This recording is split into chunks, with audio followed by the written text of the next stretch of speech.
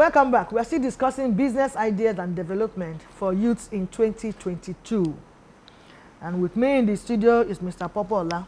Thank you so much for doing a nice job. Is it every business idea that comes to mind one should embark on? So whether good or bad, okay, Every business ideas that comes to mind must certainly be tested. It must be reviewed for what we call feasibility. Is this something that people will buy? Are there market? Who are the people to buy it? Do they have the financial muscle, the purchasing power to buy? This is very, very important. And not only that, is there something that I can take further, that I can develop to a higher level? This is very, very important. It is then you can be sure that, let me just give you an example. I had this idea that churches are not keeping proper books of accounts, and I designed a hard copy. The first thing I did was to take it to some pastors. I took it to pastors of major denominations. And one of them told me he was giving me appointment, come back, not knowing that he was waiting for his assistant, who is a chartered accountant, to look at what I brought to them. And when the man came and he reviewed it, the man gave me further idea that instead of making this book one, make it two. He said because he now brought in his own experience of pastoring over the years. And in fact, he gave the book good recommendation. And that assured me that the book is a product, it has buyers, and they are capable of buying. You need to do that. After doing that, you need to, how do I produce this? How do I produce it? Even if it's a service, you need to think about, how do I produce it?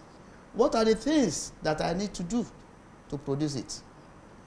And I always advise people at this stage, you need to really work hard on yourself. You need to really work hard on yourself. Number 3 is to think about, how do I now market it? How do I get it to the buyer in a way that will be convenient both for you and the buyer? You need to think about that. Then you now come to, how do I fund it?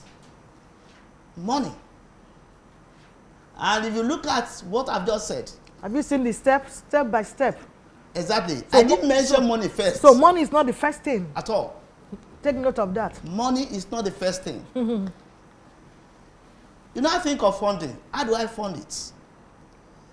In the case of the book I told you, after discussing with them, those pastors, and they assured me that they will buy. And I said, sirs, can you give me a contract that go and bring this? Why did I do that? I did that so that I can show it to whoever I want to collect money from, that I have a business to do.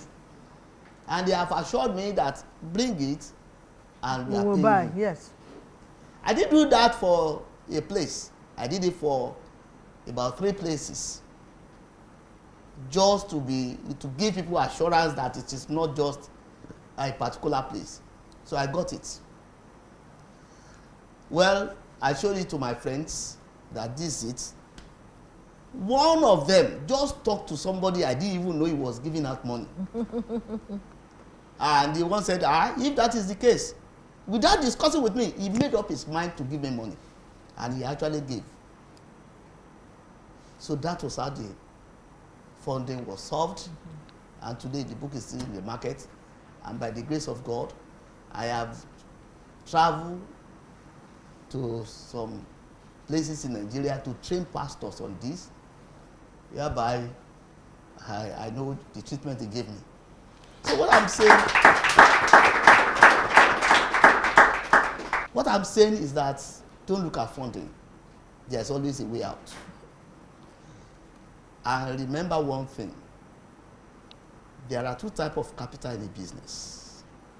The sweat capital and the money capital.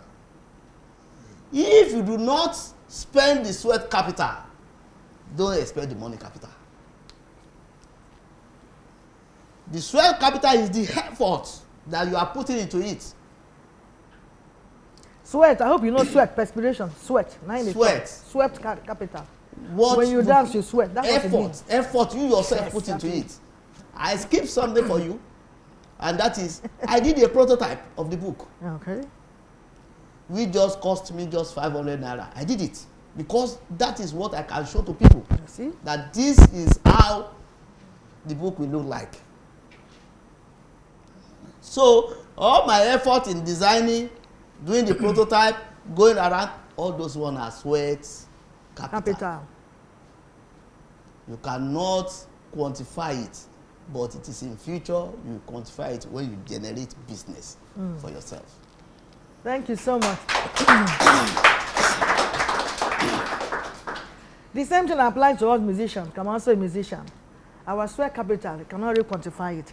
If I look at the effort I put to play music, to produce one, from audio, you go to video. Yes. You dance and dance from different locations. And you come and sell 200 naira, and they even look you before they buy. So you cannot really quantify that sweat capital. But the joy is there. Like I mentioned training before, when I gave you that tight. If you want to do something, you can go in for training. Training may not cost you much. The girl that makes my clothes some time ago, you know, she was about to graduate, and she went to learn tailoring, this fashion designer.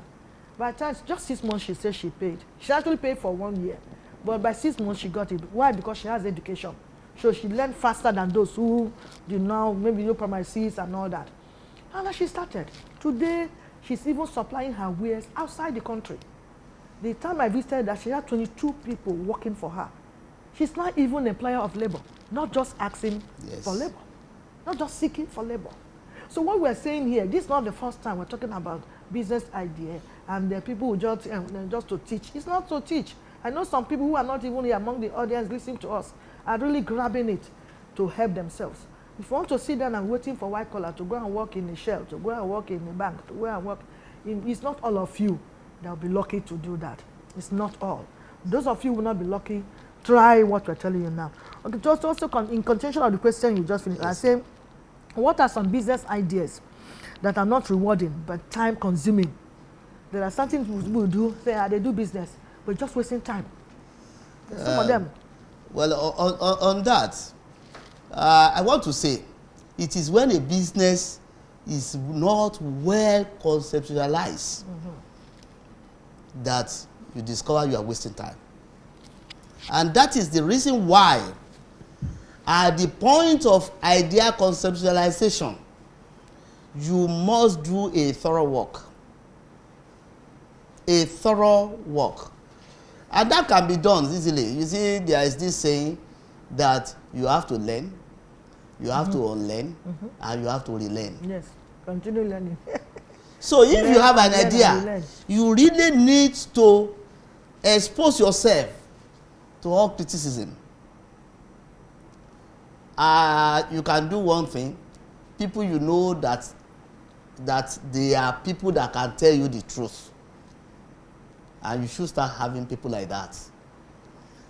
Tell them, this is my idea. This is what I want to do. You see, in the course of that, as the scripture says, the Holy Book says, that in the multitude of counsel, there is safety. Yes. When you allow this one to say his own, this one to say his own, this one to say his own, you pick something from each. you will get something out of it. That is the reason why I said there is not really a business idea that is time wasting. It is time wasting because you have not done what you're supposed to do. It's not properly planned. It has not been done properly. That is why, because at the conceptualization stage, you will have known. All these things are the things you look at in feasibility. How much time? In fact, he is even encouraging to put price tag on your time so that you know how much it's costing you. Or you can look at it at the expense of what you are going to lose. Going into business is a personal thing. I always tell people. You might copy a friend. If you are not that good, you might not be able to get what he's doing. And may I tell you that every business idea has their own inner tricks. That's true. That you need to get. And that's the reason why you can't joke with that stage of ensuring that the project is feasible. You can't joke with it. But the most important thing is that when you do your own work very well, all the time wasting, all the wasting of resources, you might be able to just avoid it. Okay. Thank you so much.